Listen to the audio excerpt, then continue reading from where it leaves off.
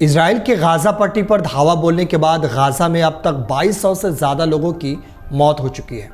Israel ने Hamas को धमकी देते हुए कहा कि जब तक वो बंधक बनाए हुए लोगों को नहीं छोड़ेगा तब तक गाजा पट्टी में बिजली, पानी और खाने के सामानों की आपूर्ति नहीं की जाएगी। वहीं अब सांसद और AIMIM चीफ असदुद्दीन ओवैसी ने PM नरेंद्र मोदी से गाजा के लोगों को सहायता देने के लिए अपील की है। हैदराबाद में एक जनसभा को संबोधित करते हुए असदुद्दीन ओवैसी ने इजराइल के प्रधानमंत्री बेंजामिन नेतन्याहू को शैतान और युद्ध अपराधी बताया। ओवैसी ने आगे कहा कि मैं प्रधानमंत्री नरेंद्र मोदी से अपील करता हूं कि वह गाजा के लोगों के साथ एकजुटता दिखाए। उन्होंने कहा कि भारत को गाजा के लोगों की मदद करनी चाहिए। असदुद्दीन ओवैसी ने अपने सोशल मीडिया हैंडल ट्विटर पर एक वीडियो शेयर किया और लिखा कि हम जिंदा कौम हैं, जब तक हम जिंदा हैं तो दुनिया जिंदा है। आपको बता दें कि इजराइल हमास जंग के बीच ऑपरेशन अजय के तहत भारतीय नागरिकों की सुरक्षा निकासी का अभियान जारी है। इसी कड़ी में तेल अवीव से भारतीयों का तीसरा जत्था एक विशेष उड़ान के देर रात दिल्ली रवाना हुआ। इस जत्थे में 197 भारतीय शामिल हैं। केंद्रीय मंत्री कौशल किशोर ने इजराइल से निकाले गए भारतीय नागरिकों का एयरपोर्ट पर स्वागत किया। उन्होंने कहा, प्रधानमंत्री नरेंद्र मोदी देश के नागरिकों की सेवा करने के लिए समर्पित है। उनके इसी समर्पण के कारण भारतीय नागरिकों की इजराइल से सुरक्षित निकासी की जा रही है। सभी अपने देश लौटने के बाद खुश हैं। वहीं इजराइल से लौटे एक भारतीय नागरिक ने कहा कि हम भारत सरकार का आभार व्यक्त करते हैं। हम इजराइल में डर के साए में जी रहे थे। हम ऑपरेशन अजय के पहल के लिए भारत सरकार के लिए आभारी है।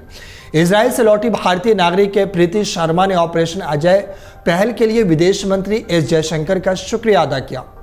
उन्होंने कहा, मुझे लगता है कि यह भारत सरकार की बहुत अच्छी पहल है। मैं इस पहल के लिए विदेश मंत्री जयशंकर के धन्यवाद देना चाहती हूँ।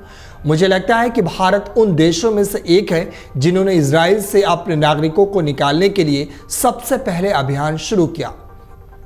हमारे परिवार के लोग बहुत खुश हैं। हम सभी इसके लिए बहुत बहुत आभारी हैं। ये इजराइल में फंसे हुए भारतीय नागरिक जब वापस आए तो उन्होंने भारत सरकार का शुक्रिया अदा करने के बाद ये बातें कही। इससे पहले विदेश मंत्री S जयशंकर ने X पर पोस्ट किया, ऑपरेशन अजय आगे बढ़ रहा है। 197 भारतीयों का नया बैच विशेष विमान से वापस आ रहा है। तेल अवीव में भारतीय दूतावास ने जानकारी दी थी कि शनिवार को तेल अवीव के बेन गुरियन हवाई अड्डे से 2 विशेष उड़ानें संचालित होगी।